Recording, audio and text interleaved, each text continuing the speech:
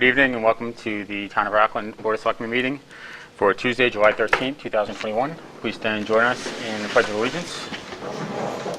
Selectman Ryan, can you lead us? I pledge allegiance to the flag of the United States of America and to the republic for which it stands, one nation, under God, indivisible, with liberty and justice for all. Thank you. Please be advised that this open meeting is being broadcast live and recorded by WRPS for playback on Comcast Channel 14 and Verizon Channel 31.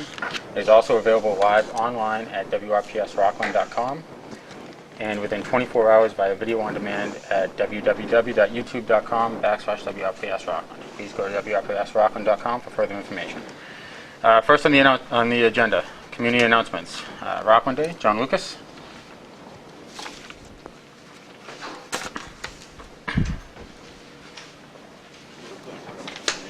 Thank you. Thank you, sir. Thank you, sir.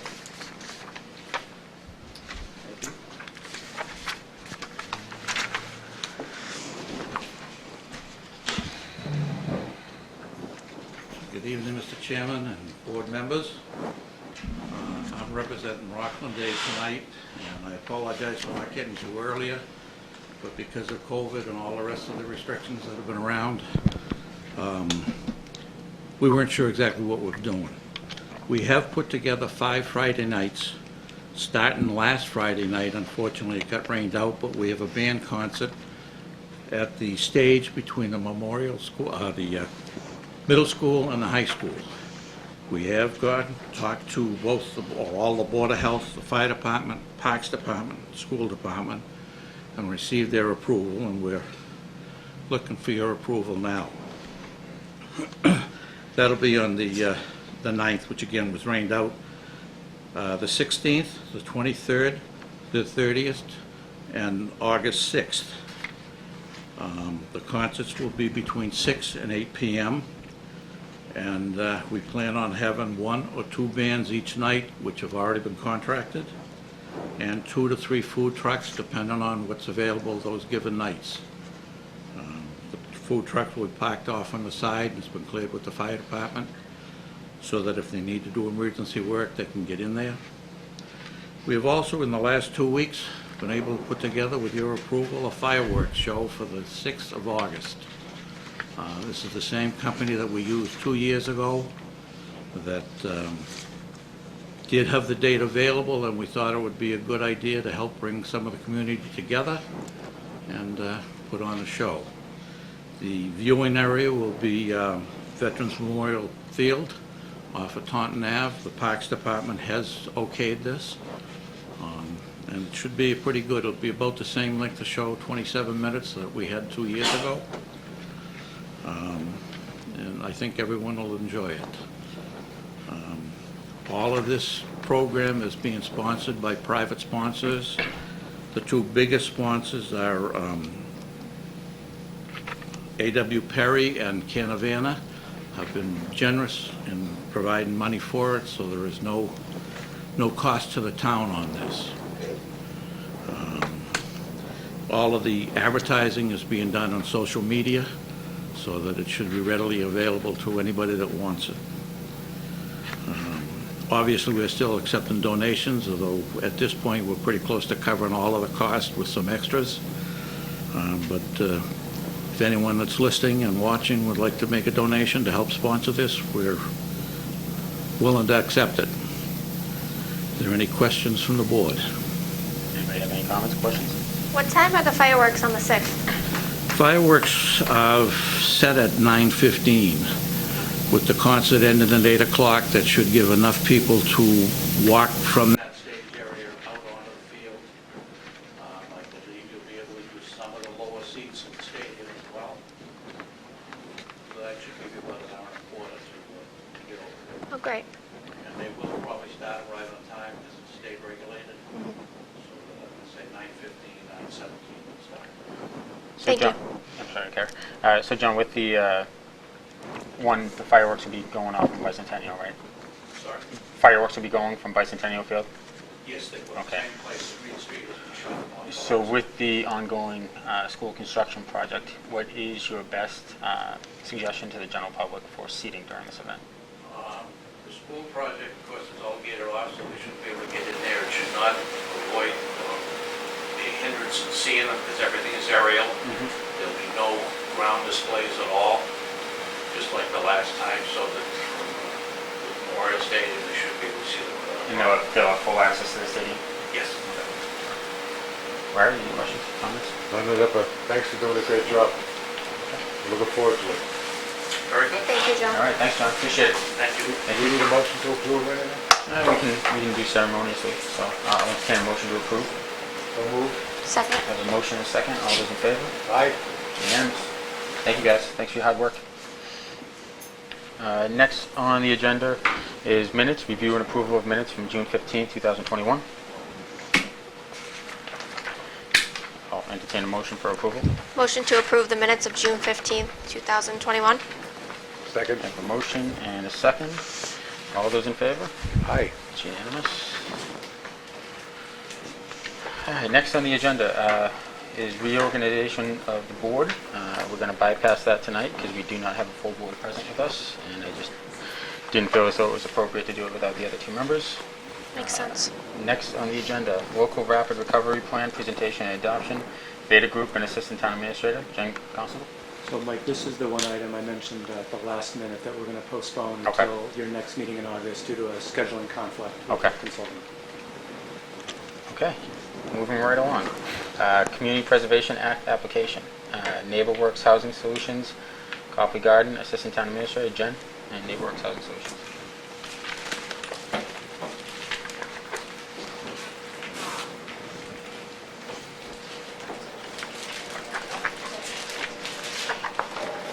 Thank you, Mr. Chairman. So I'm just going to do a quick introduction, provide a little bit of background information, and then turn it over to Ms. Humphries. So if the board recollects, the town and the board recommended and approved the use of about $87,000 in Community Preservation Act affordable housing funds to provide a rental assistance program at the beginning of COVID. Fortunately, the town did not need to use those funds.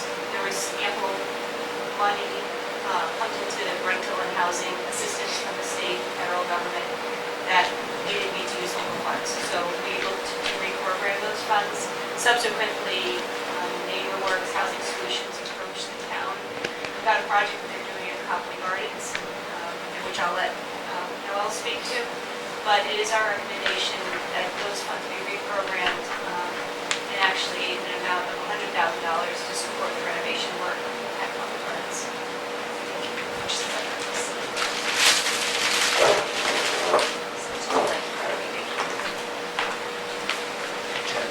Turn off that air conditioning. That's just a site. Hi everyone, so my name is Noelle Humphries and I'm from NeighborWorks. So NeighborWorks is a local nonprofit organization that's based in Quincy. We've been around for about 40 years. A couple years ago, NeighborWorks actually merged with Housing Solutions, which is a nonprofit that was based in Kingston. It's been around for years. They're actually a Section 8 administrator for Southeastern Mass, as well as we do like first-time home buyer programs and like assistance and so forth. We also have a development team, which is what I'm part of the development team for Housing Solutions. When we merged, what we started to do was like look at our portfolio. So we sort of brought on all these new properties from Housing Solutions, one of which was Copley Gardens.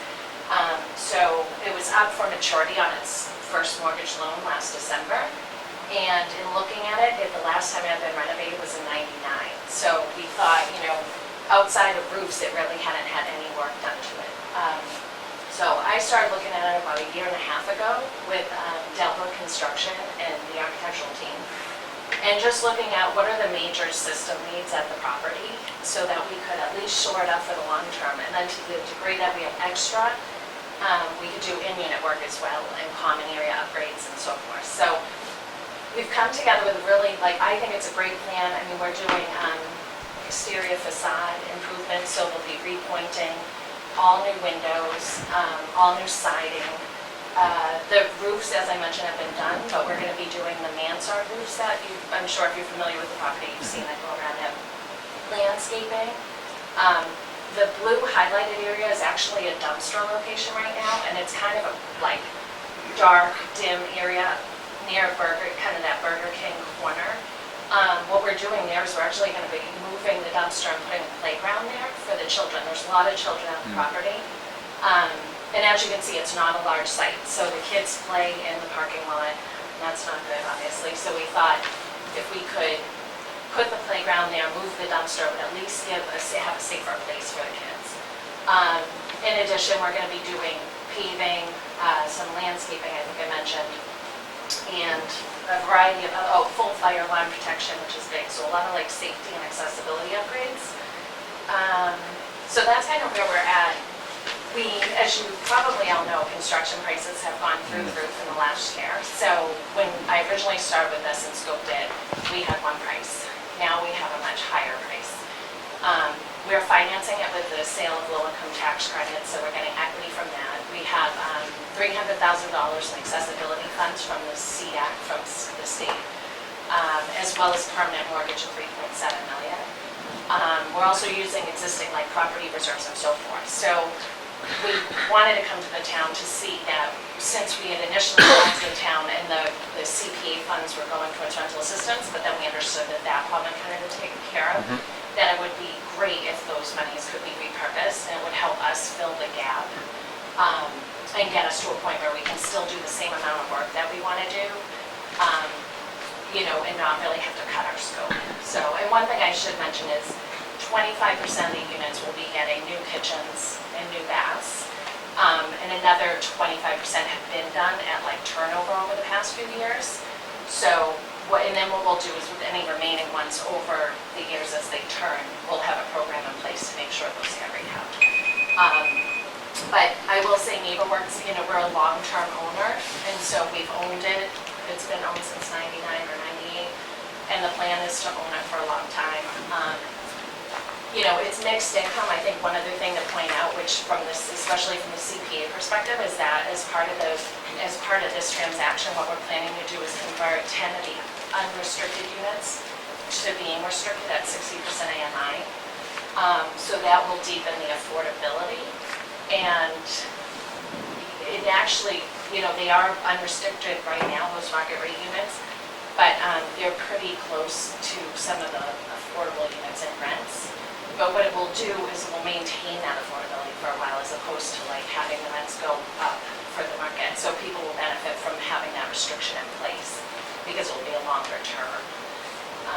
And then we're also preserving, so by this transaction, any of the affordability that's already on it will be in place for a longer period of time. So I don't know if you guys have any questions. That was definitely kind of a quick summary, but Thank you. yeah. What's the estimated timeline to complete the work? Timeline, so right now it's about 8 months. It shouldn't be much longer unless there's some unforeseen case. Our goal is to actually start construction in September so that we be through by like April, May of next year. Thank you. Yeah. And have you met with the Community Preservation Committee yet? We have not. You have So yeah, I have had conversations only via email with Yeah. the chairman. He is aware of the project. I submitted the official application last week and then the pre-application a couple months ago.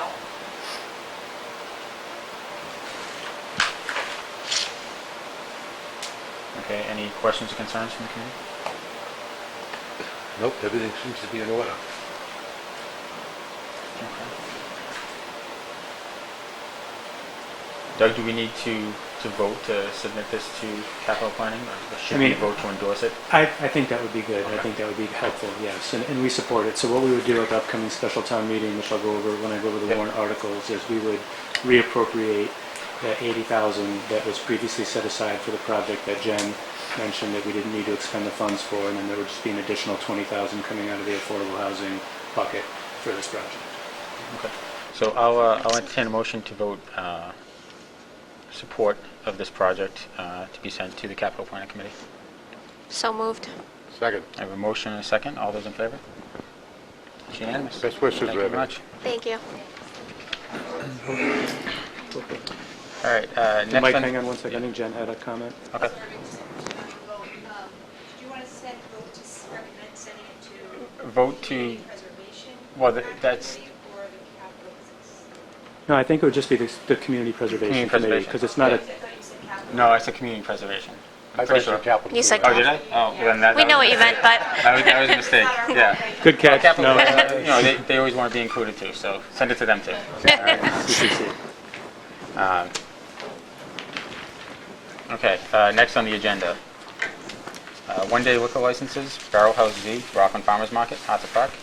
Jean, Allison?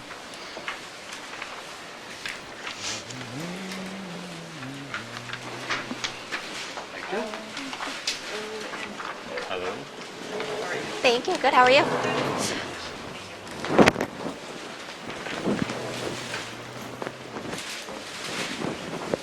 So, Mr. Chairman and Board, thanks for having us Welcome out back. again. Welcome Thank back. you.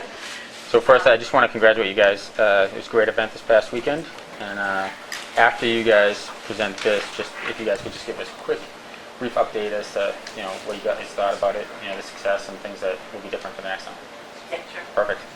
Go right ahead. So we're here before you tonight to ask for one-day liquor license for Barrel House C. I believe that you have all the information in front of you. One of the things that Allison did is put together a diagram of what we envision the farmer's market to look like on the 24th. Correct. Yep. So on the 24th, as opposed to what we had this past week. Barrel House C will be handing out wristbands and IDing anyone so that they're 21 or older can consume. They have to have a bracelet, and they must stay within the roped-off area.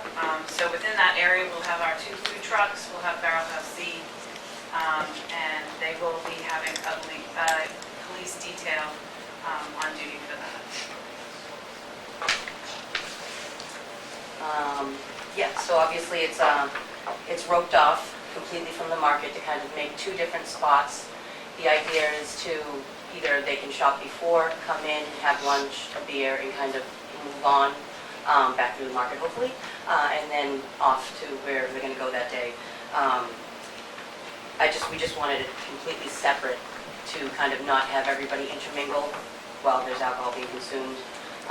We suggested, well, we kind of said no pours. So they're, I don't know if you're familiar with Barrel House beach cans, but they're 16 ounce and pretty colorful. So there'll be no confusing a regular soda with beer.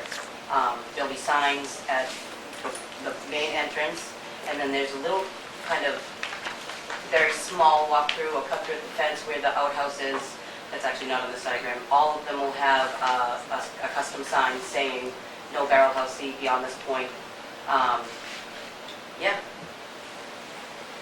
All emergency exits will be clear and roped off.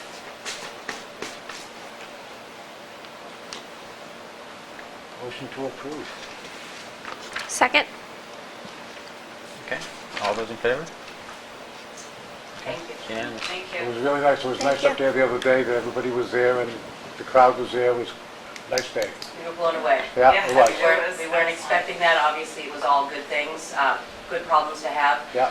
That being said, if you don't mind me moving on to Go the right ahead. solutions to those problems, is the next page. Yep, that's pre-reading.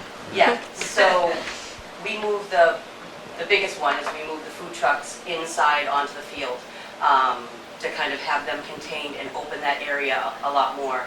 And then we're going to rope off or, Section off. section off the middle and have an attendee out there that knows this diagram that will be lining cars up. We also are moving all the vendor cars to the teen side, but keeping the pathway open for an emergency exit. I've reached out to the building, I think it's South Shore Sports. I'll be talking to their landlord hopefully soon. There's 10 spots there and possibly 10 more on the grass. And I've talked to the woman at Mad Dancers that's talking to her husband to hopefully get a couple more spots, just so all vendor cars are moved away from that area. If need be, because obviously at this point there's 21 vendors scheduled and there's more inquiring for the next date each day. So if need be, I'm going to caravan people to another location and bring them back, vendors obviously, to another location, just so we have no cars or our cars parked clogging up. No parking signs hopefully on the sides, because it seemed like there's a Yeah, little bit of damage. The bottleneck was coming in where people were parking on either side. So it was almost one way in and one way out. So there'll be no parking signs there. They'll be up, there'll be 6 of them, sawhorses up so that they actually cannot park there. And if you park there right now, you get stuck in the mud, so. Yeah. On the last page, obviously, you can see the revenue that it's brought in so far. And this is just for the first date. We're still collecting payments for the scheduled vendors coming in for the next date and moving forward. We have 1 sponsor so far, and 2 possibly coming up. We're also registered as of now to accept WIC and senior vouchers. I'll be announcing that soon. I have a Zoom tomorrow with the SNAP people to hopefully have that set up by next date. So some of the things that we use the revenue for are, we actually pay Allison to do this. Probably not enough money because she spends multiple hours. I think that we talk at all sorts of times of the day. And then we will be paying for a parking attendant. And then going forward, we would like to get some sort of entertainment in there. And then something else for kids, whether it's a balloon artist, a face painter, something else. We also have other things in the work. We're talking to the Plymouth Police Department to hopefully come down and do fingerprinting. And we just have other ideas of maybe car seat safety, things like that to kind of, service the community with more information. Are you accepting new vendors to come in, or? Okay. So yes, we are. We have a lot of inquiries. I'm not double booking people because obviously if you have 4 soap vendors, then that's not really fair. So we are, but I am kind of puzzling them in. So if there's one open, then I'll move them around. We are still reaching out to a lot of local artists.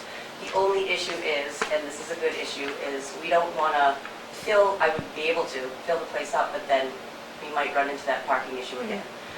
So we're kind of slowly teetering up. I mean, right now, like I said, for next week, we have 21, I think, on there. And I think we would absolutely cap it at 35, and that's really pushing it. Okay. But yeah, if we want to build it as big as we possibly can with Awesome. restriction. Definitely. Thank you. Okay. Any other questions or comments? Nope, doing a good job. Yeah. Thank Thank you. you. All right. Great job. Ladies, thank you very much. Thank you. Appreciate all your hard work. Great job, Dusty. All right, next on the agenda, Forage Forward Inc., Rockland Golf Course. Doug, do you want to take this? Sure. So neither the golf course nor the applicant was able to attend, but we did get some greater level of detail. So if it's okay with you, Mr. Chairman, I'd just like to read the brief paragraph that I forwarded to you so the Yep. public is aware. So the name of this event is called Seltzerland, and Seltzerland is, and I'm reading from the applicant, from Forage Forward Inc. Seltzerland is a nationally touring event that features different seltzers while highlighting local brands. The event is structured like a golf tournament at the Rockland Golf Course, but instead of golf, booths will line about 4 to 5 fairways. Attendees will buy tickets online for a designated time slot. Once they arrive, they'll check in, have their IDs scanned. It's a 21 and over event, and walk in a one-way direction from booth to booth. The event will take about 2 to 2.5 hours for each group. It'll begin at 11 a.m. and finish about 7:30 p.m. Each booth brings a small handheld speaker, which creates a fun environment without needing amplified sound. The event is expecting about 600 attendees, but no more than 150 attendees on site at any given time. The proceeds will go to Forage Forward, a nonprofit benefiting local banks. The producers are Cannonball Productions. They have 10 years plus of large-scale event planning experience. They've hosted Seltzerland in 15 cities so far this year and last year. The events have been smooth and successful without any interruptions, and they can provide additional references, etc. And as a side note, but before we received the application, I actually was approached from the Boston media inquiring about the event, so I know that there's a lot of publicity, and I think it's going to bring some good PR to the town and bring in people that can help our other local businesses. So we don't have any issues with it. Okay. Everything looks, the application looks to be in order. Motion to approve. I have a motion to approve. Do I have a second? Second. Motion and a second. All those in favor? That's unanimous. Next on the agenda, addition to existing entertainment license to add live music, Lucas South Shore, 933 Hingham Street. Sean?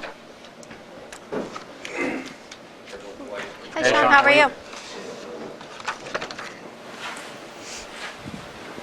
So, here in front of the board to try and make an amendment to my entertainment license. I'd like to try and do some live music at Lucas South Shore. Nothing crazy, no rock bands, just acoustic sets. There may be some amplification which I can address concerns with that, but I'm not looking to think it's going to be accentuating the experience, not the focal point of the evening is the band. So it's just a background music for people dining and eating. Where are you looking to set them up, Sean? On the back patio, the area off to the left, not under the tent. Okay. I was looking at doing maybe another small structure, a 10 by 10 tent there, and having the music from there so people can enjoy it from the tent. Back in, obviously in the colder weather, relocate it inside somewhere, probably the bar area or the dining room, depending on demand. Yeah, so that's pretty much what we're anticipating. I've already spoken to Devesh from the Best Western, and he said he's fine with it. I didn't speak to the other brothers. I feel as though they are Far enough away. quite far enough away. Again, I want to just say that this isn't going to be a loud raucous band. It's just acoustic sets. Okay. Anybody have any questions or concerns? Do you have certain nights or days you're planning on having this entertainment? Right now, because we're still recovering from COVID, the beginning of the week is very quiet, so my intention right now would be Sunday, Mondays probably, and just playing it by ear, but right now I'm planning on Sundays and Mondays. And we're not planning on going late either. It won't be a late night thing, it'll be probably from 4 o'clock till 6 to 7, whatever it is, and then done. Again, I'm very conscious of the hotels being behind us. I know that we can't really go late down there, and that's not our intention anyway, so. Great. I think it'll be a great addition. Yeah, absolutely. Larry, any questions? None whatsoever. Okay. Have a good store over there. Thank you. I'll entertain a motion. Motion to approve? I'll second that. I have a motion and a second. All those in favor? That's unanimous. Best wishes. Thanks, Sean. Thank you, Sean. Next on the agenda, Charter Maintenance Committee appointment, Judith Hardigan. I think you missed one of the change of Change of manager for manager 99. request. Oh, did I? Okay, change of manager request, 99 Restaurants of Boston LLC, 29 Accord Park Drive. And I don't believe anyone from that organization is here, but this really is a very straightforward approval. There's no issues from our end. They have to go through the ABCC, so we recommend approval. Motion to approve. I have a motion. Do I have a second? Second. Motion and a second. All those in favor? That's unanimous. Okay, now, next on the agenda, Charter Maintenance Committee appointment, Judith Hardigan. I don't think Judy's here, but if I can speak to that a little bit, Mike. We are desperately in need of Charter Review Committee members. We did have a full complement a couple of years ago. Yeah. And did some good work. We got some of those initial, call them low-hanging fruit, done. And then for a variety of reasons, individual reasons from a number of the different people, most of them have since resigned, unfortunately. So out of the total complement of 9 that we need, we actually only have 3 right now. Judy put in a request to be on the Charter Maintenance Committee, which has the 7-year Yeah. term. They have 3 out of the 9 spots on the Charter Review Committee. And you all know Judy even better than I do. She's worked for the town for a long time and is an elected department head, which brings some good perspective, I think, into the charter. And so I think she's not here tonight because you all know her very We're well. not gonna So let we her didn't get think away. there was a need. Okay. Motion to So appoint. this is for the Charter Maintenance Committee, not the review. So I looked online today, and the review is actually completely empty, right? Right, so, yeah, so I think on the review, I know on the website it's completely empty. I think technically, they just have, 3 people have not been gone through to get sworn in Okay. again. I believe that Pat Foley and Kathleen Connors from the Charter Maintenance Committee yeah. are still interested in being on Charter Review Yeah. Committee. And I believe that Will Lenahan is also still interested. He Okay. was an ad hoc appointee right. from you. Yep. So I think I think they're just waiting for others to get appointed, and then they would get sworn in again. So I think Judy's intention is to be on charter maintenance, which would be that third spot, also on charter review once that gets reactivated. Perfect. Okay, so I'll entertain a motion to approve. I already made it. You already made a motion? I thought you just said you weren't going to let it go. I said I've so moved, I'm not letting it Okay, go. all right.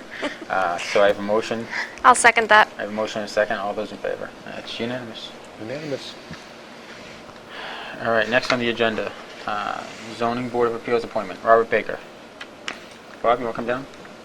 Rob Rosa, you want to join?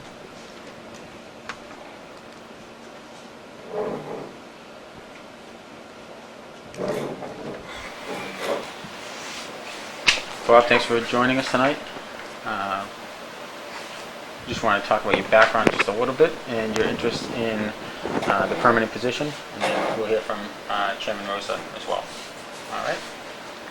I've been on the zoning board as an alternate member for a little under a year now, and haven't missed a meeting yet.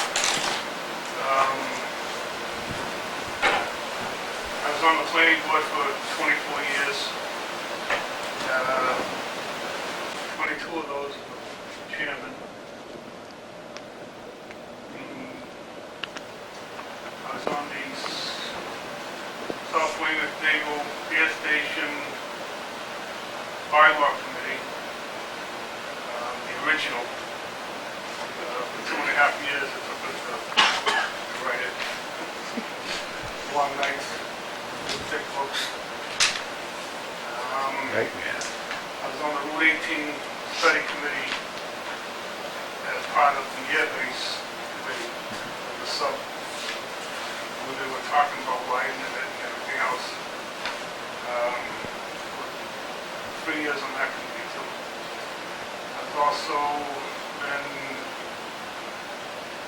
involved with Operation Goblin for 10 years. Now you're dating yourself. We're going way back. That was before trick or treating. Yeah, when the earth was green. All the kids, what's that? That's why I figure I have to say something, because people watching at home, like, what the heck did you just say? Actually, you guys may not even know Operation Goblin. There was a period of time, there was a long time in the town of Rockland. I know you do, Steve, and Chief, I know you do too. A long time in Rockland, you weren't allowed to trick or treat. It wasn't until probably, 22 years? what was it, 2005 maybe, that they started trick or treating again. It was a long time. So what they had was, there was this grassroots group, Operation Goblin, that allowed us to trick or treat out of the schools.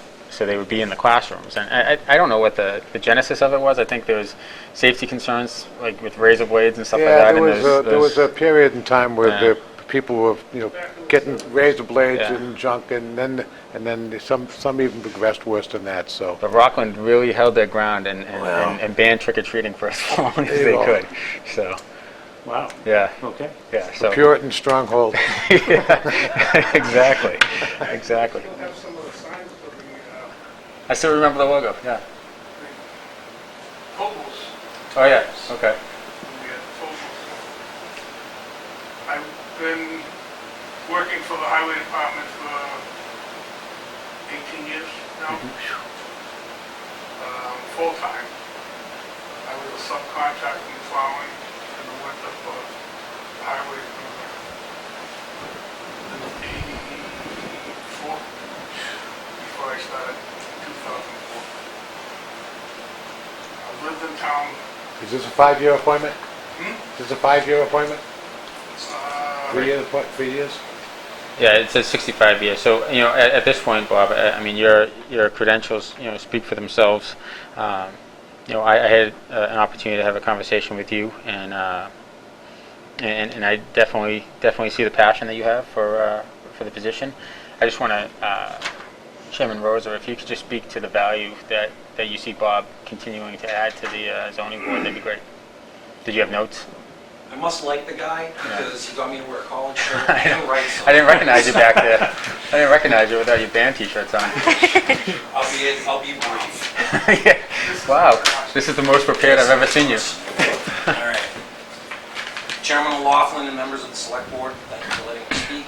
I'm here tonight to speak on the appointment of Mr. Robert Baker as a full board member to the Rockland Zoning Board of Appeals. Since his appointment as a zoning board alternate, Mr. Baker has been a valuable part of the zoning hearings that he has attended. I do not believe he has missed a hearing since his appointment.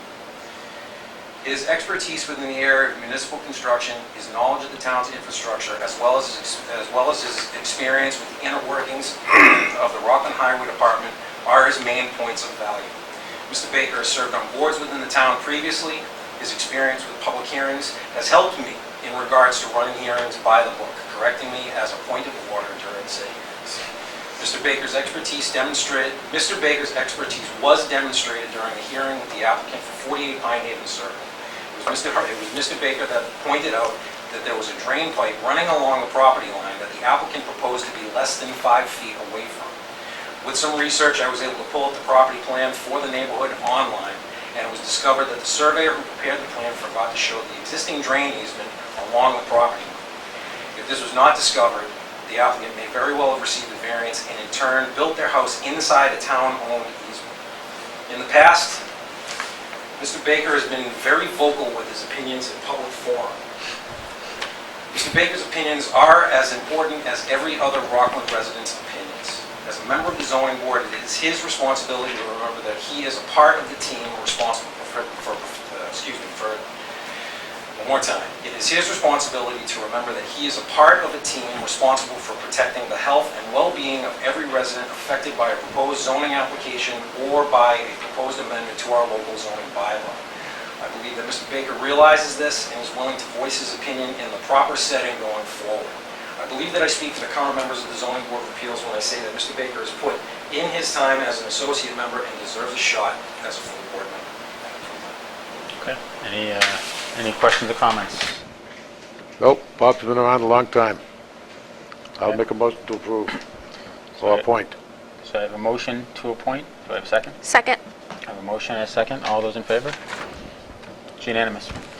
Thank you, Bob. You're welcome, Bob. Thanks for your Thank you. service. Good luck. Rob, thank you.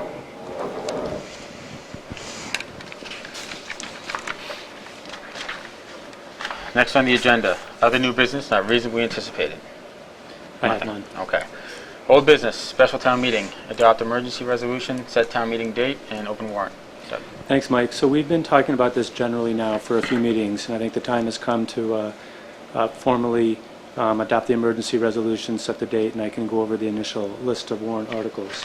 The date that we're looking at is Monday, September 13th. That was something that I discussed with the moderator and ran it by you earlier. I've also spoken to our attorneys who will need to be there, and Jen is lining up some other officials that can help us with one of the articles. So I think the date still works, and as long as you're still comfortable with that, I think we should set that date firm tonight. The related emergency associated with this, my recommendation is that you adopt a resolution to hold this special town meeting, because all of the articles need to be addressed now. They can't wait until the next annual town meeting.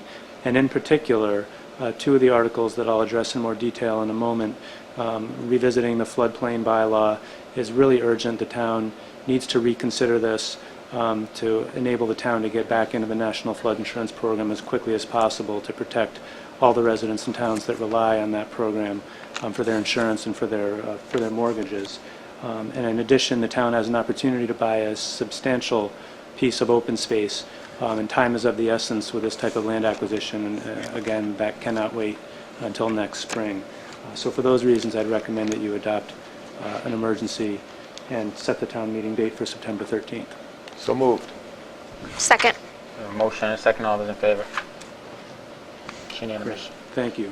So if I could, Mike, I'd just like to briefly go over the list of warrant articles, and this would be formally opening up the warrant. So the first article is revisiting the floodplain bylaw, which next on our normal selectmen's agenda, Jen is going to talk about that in a little bit more depth, and there'll be a formal vote that we'd recommend you take to refer it back to the planning board. This is essentially the same article that did not pass at the last town meeting, and as I discussed at a previous selectmen's meeting, normally I would not recommend coming back with an article that failed. But in this instance, I feel a responsibility because I don't think we did a good enough job answering all the questions that voters had at town meeting. So we're going to do some more work, do some better outreach. I think you saw the paper large-scale plans we have right outside the door here available for public inspection. And we're going to have officials from the federal government and the state government at town meeting that can help answer questions. We're also going to line up additional information for the upcoming planning board public hearing, and we can do additional outreach as well. But that's a really important thing for the community, both for individual residents that rely on it, as well as the community as a whole. It enables us to be eligible for certain types of federal assistance that if we're not in the program, we're not eligible for. The next article is a substantial piece of open space we're interested in acquiring. This is something that Jen and I have been working with the Open Space Committee now for a period of time. We briefed the board in executive session. We're looking at a little over 36 acres of former farmland at the southern end of town off of Beach Street, across the street from the recycling center. We have a unique opportunity to acquire this under a right of first refusal, as the town has, as the landowner has previously received agricultural tax breaks, and so in order to change the use, because there's a pending purchase and sale with a private developer with a different use, so they need to give the town the first bite at the apple, and that's something that we are recommending pursuing. I'll talk a little bit under the town administrator report about some of the work Jen and I and the Open Space Committee were doing as recently as today, but in general, we're looking at a combination of Community Preservation Act funding for this article, regular town funding out of free cash, and a significant $400,000 grant from the state, which we are going to be applying for. And this town meeting vote would be contingent on receipt of that $400,000 grant. So that's a excellent opportunity, and 36 acres of undeveloped land doesn't come along very often in Rockland. The third article is the Community Preservation Act Affordable Housing Project, which Jen and NeighborWorks discussed earlier tonight. Article 4 is the elected officials' compensation for FY22. As I mentioned earlier, I can't treat elected officials the same as a regular appointed employees. Their compensation is set at town meetings, so their raises would happen at the special. Doug, can you just, for the record, Clarify who that is? clarify Yeah, who thank the you. elected officials are, because I that caused apologize some for serious it. confusion. I apologize for it. I'm going to be very clear about that. Yeah. The only people that we are talking about are the elected paid staff, which is the town treasurer, the town clerk, the tax collector, and the highway superintendent. Those are the only paid elected officials that we're talking about here. We're not talking about any other elected boards and committees or anything like that. Thank you. Thank you. Next is just a housekeeping item, unpaid bills from a prior year. This happens periodically where vendors don't get us invoices in time, but they still do need to be paid.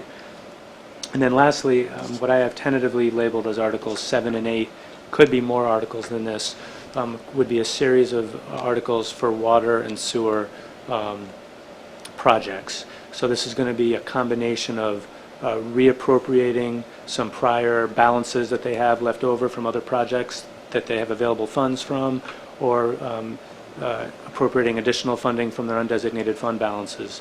But both water and sewer, as you know, have a lot of improvements that need to be made in their infrastructure, and this is critically important that they chip away at some of this stuff at the special town meeting. So Jen and I have talked about this, and we've talked about it with department heads. I believe this is everything that we'll need for the special town meeting warrant, but there obviously is time. We do have, a week or two if something else comes up before the warrant closes. Do you have any questions on that or any comments? Can I say one thing? I'm sorry. One thing I forgot to mention is we did have conversations with the moderator and I believe with you about the quorum for the special town meeting. And although we still do have the legal ability to reduce the quorum again, like we did previously because of COVID, since we're so far out of it now, meaning there's vaccines, all the restrictions are lifted, there's no more gathering limits, etc. Neither the town moderator nor I think it's appropriate to reduce that quorum again. We think we should revert back to the standard 150 person minimum, and I think the board agreed the last time we talked about it. You just happen to skip over compensation update for individual staff. Oh, I'm sorry, I didn't have my glasses on. That's by accident. Thank you. Yes, so I don't have this individual named yet because we're still working on it, but I have this in as a placeholder. Since I've started, we have adjusted the compensation of a couple department heads that were woefully inadequate, and we did a proper professional compensation comparison, looking at neighboring towns, what they pay, et cetera. There's another one that I was recently made aware of that we're analyzing right now as we speak. This will have to be sorted out within the next few weeks once we review all the data. So I don't want to give any details yet because it may not be borne out with the data. But if the data bears it out, then we'll be very clear which department, how much money, where the money's coming from, et cetera. And it would be, again, to better reflect the actual responsibilities and compensation that should be paid for this department head. Thank you. That was inadvertent that I skipped over that. Okay. Any questions, guys? I do not have any. I'm all set. Okay.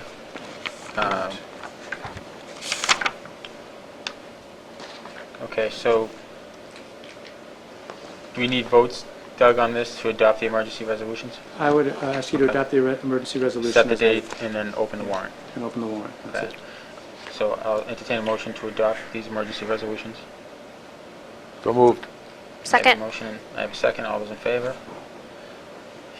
I'll entertain a motion to set the town meeting date, special town meeting date to 9/13/2021. So moved.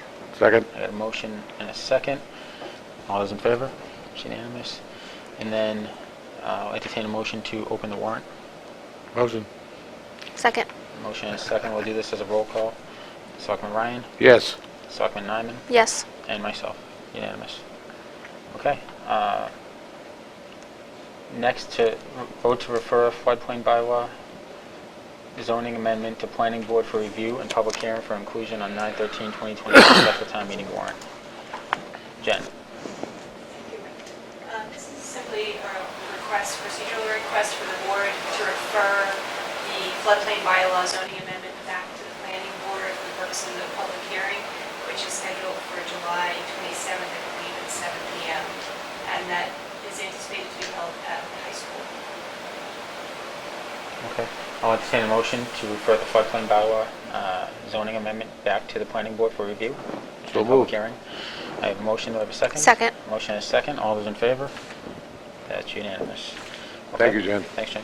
All right, action item, collective bargaining agreement reached with Police Superiors Union, New England Police Benevolent Association Incorporated, Local 175, and Rockland Clerical Union, AFSCME, Council 93. Doug. Thanks, Mike. This is really just a public notice that we did reach the agreement with the Police Superiors Union, as you just mentioned.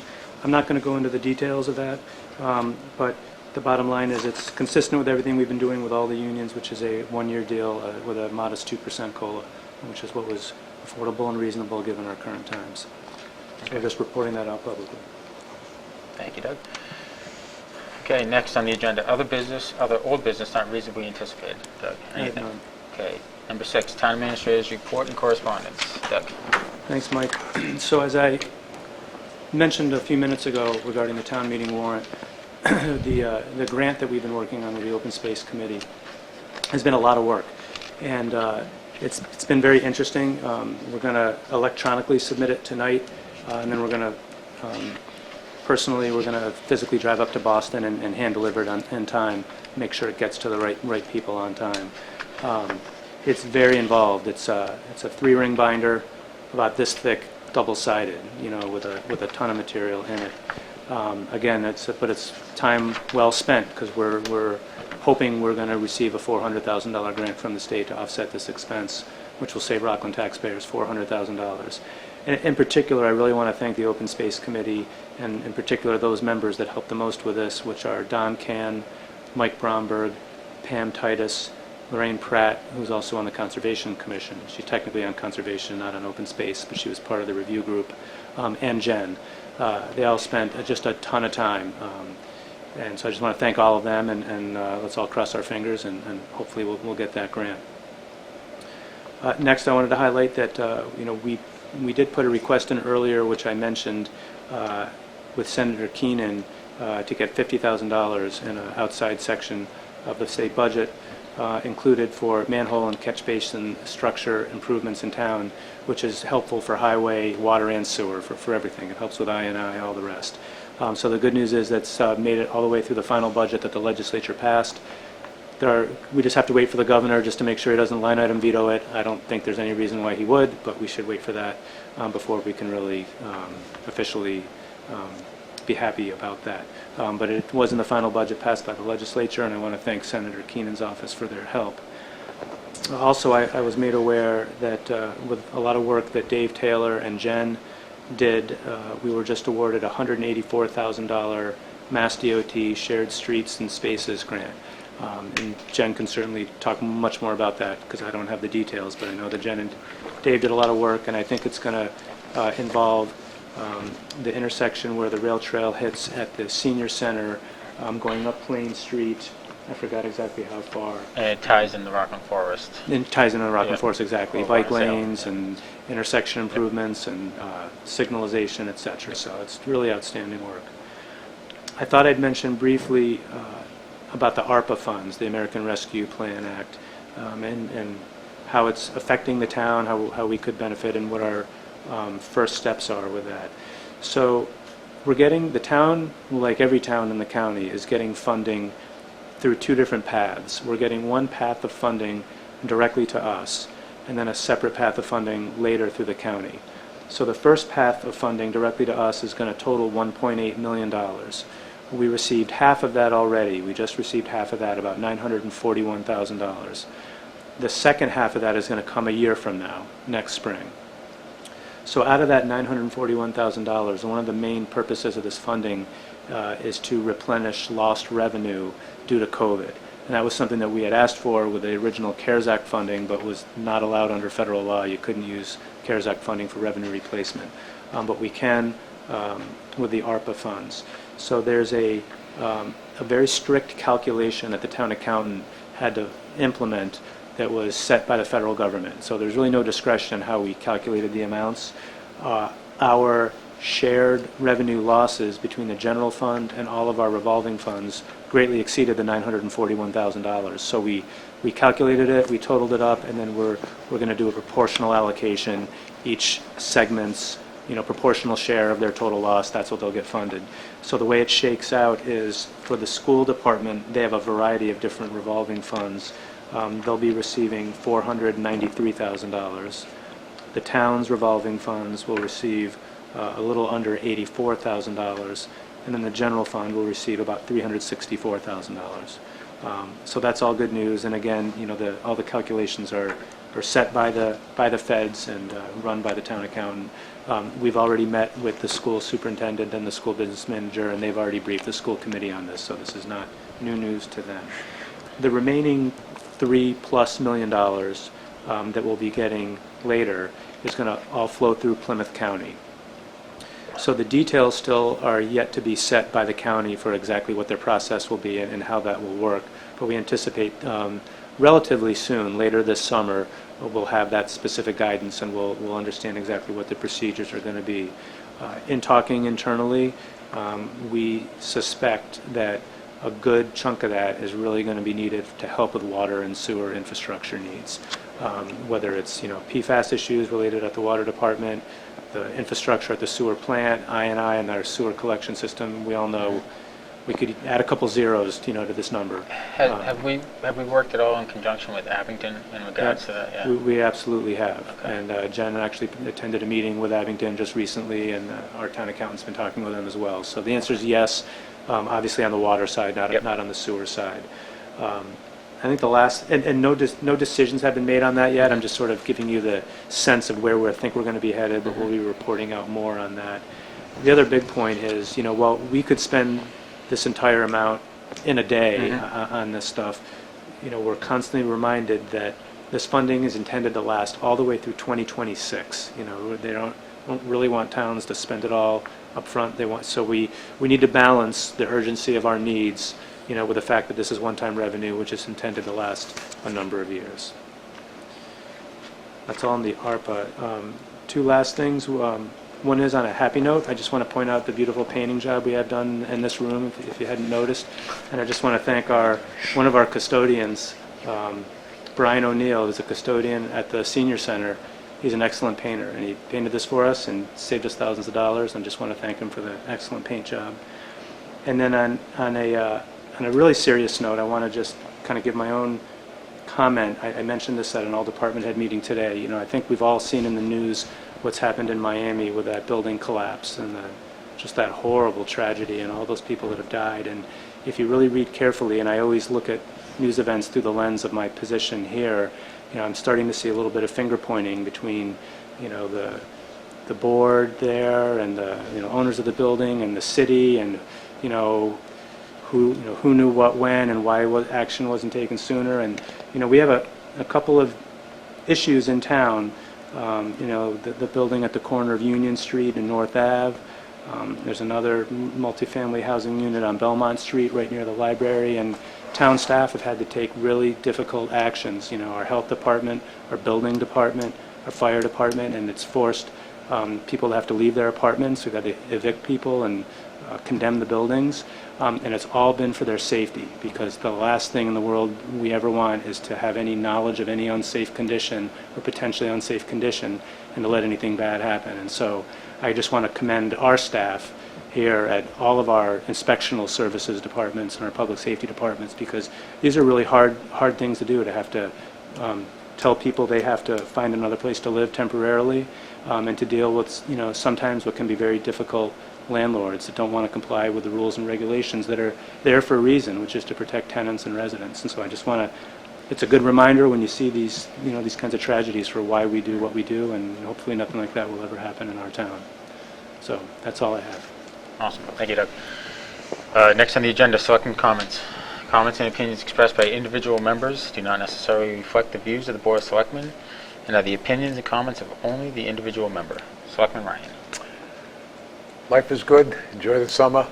I don't really have a lot to say.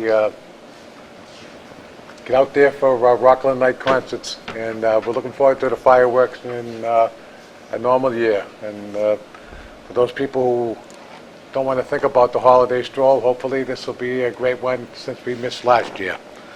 That's all I got to say. Thank you, And I'll Larry. see you at the farmer's market. Thank you, Larry. Appreciate it. Selectman Nyman. I do not have any comments tonight, Mr. Chairman. Okay. Thank you. So I do have a couple comments. On June 23rd, I was able to meet with a group of Rockland residents that they call themselves the Concerned Citizens Group. You know, I think my initial thought about this group was, you know, that they were, you know, some people that were just kind of, you know, making noise and didn't really have a real understanding of the way things went in town. But having met with them, I got a much clearer vision, better understanding as to who they are. They are, in fact, just citizens of Rockland that have legitimate concerns for our infrastructure and everything that goes on within the town. It was a nice meeting. It was in one of their backyards. It was myself speaking to about 30 residents. And some of the takeaways were transparency. You know, I talked about the level of transparency that exists here at Town Hall, and that Doug, you and your staff are always available, just a phone call away.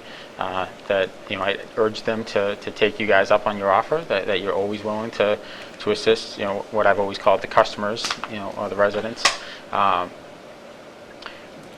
But, you know, they want a next level of transparency, and I think more coordination among departments.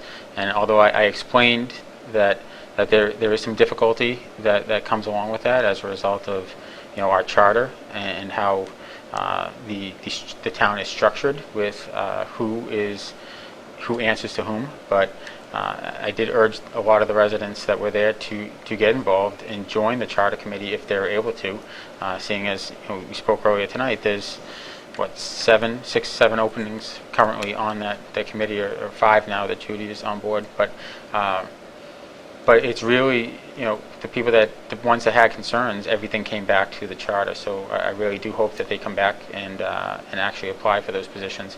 But it was a good meeting. They had asked that, you know, possibly I hold a meeting with the chairman of the other boards and committees within town.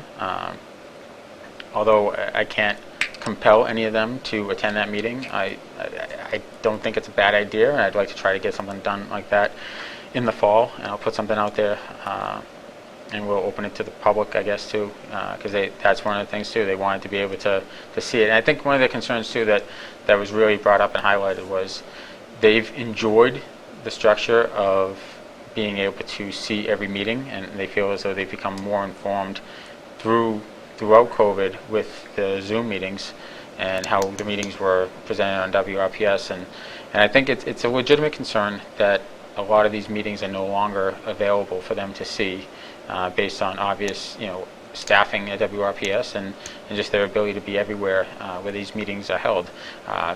So I told them we'd look into that and we'd try to see what we could do. And in the meantime, the ones that can stay at Zoom, because we're still allowed to, I hope they do take that as an option, because it does allow the residents to see what's going on, especially as it pertains to water and sewer infrastructure concerns. So to that group, I appreciated them inviting me out. I appreciated the time and all their questions, and haven't forgotten about them, and we're still working to address their concerns. I also want to thank Jean and Allison for the farmers market this past weekend. 1,200 people attended it, which was pretty impressive. I mean, they weren't all there at once, which would have been very overwhelming. But throughout the 4-hour day, it was packed pretty much at all times. So it was something that came on pretty quick, and I don't think they anticipated it being that big, but they handled it very well, and I think going forward it'll be even better from week to week. And with that, I'll entertain a motion to go into executive session, coming out only for adjournment. So purpose number 3, to discuss strategy with respect to collective bargaining, Rockland Firefighters, IAFF Local 1602. So moved. I have a motion. Second. All those in favor? We'll go Aye. roll call. Selectman Ryan, Aye. Selectman Nyman, Yes. and myself.